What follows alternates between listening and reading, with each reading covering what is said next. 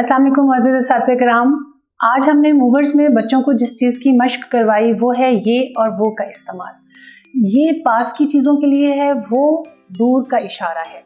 बच्चों को वाज़ह तौर पर नज़दीक की चीज़ के लिए जो अल्फाज इस्तेमाल हों और जो दूर की चीज़ के लिए अल्फाज इस्तेमाल हों उनकी वजाहत के साथ हमने बताना है कि ये पास पड़ी हुई चीज़ को कहते हैं। उसके लिए हम ये कहेंगे, जैसे जो बैग बच्चे के पास पड़ा है हम कहेंगे ये आपका बैग है। जो बैग दूर पड़े हैं जाहिर है वो बच्चों से दूर है तो वो अली का बैग है।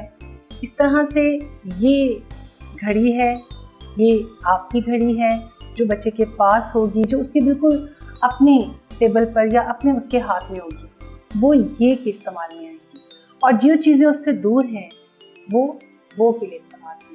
इसके लिए मुख्तलिफ फ़िक्रे आप इस्तेमाल करें। बच्चों के सामने ही जो चीज़ें पड़ी हों उनका इस्तेमाल हम ज़्यादा करें तो ज़्यादा बेहतर होगा कि ये चीज़ उसकी है और वो जो दूर है वो की इस्तेमाल होगा। बच्चों से इसकी मशक करवाएं।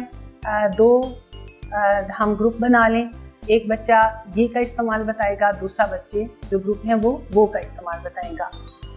एक बच्चे को हम यहाँ ये भी कर सकते हैं कि सामने खड़े होकर भी वो बताएं कि ये जो चीज़ें उसके पास हैं वो ये के इस्तेमाल में बताए और जो दूर हैं उससे वो का इस्तेमाल बताएगा।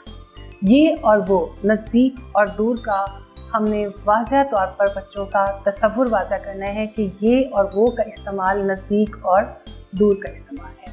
हमारी वेबसाइट पे जो लिंक आपको नज़र आ रहा है उसमें तमाम रिसोर्सेज आपको दस्तयाब होंगे जो आपके लिए बहुत मुआविन और मददगार साबित हो सकते हैं।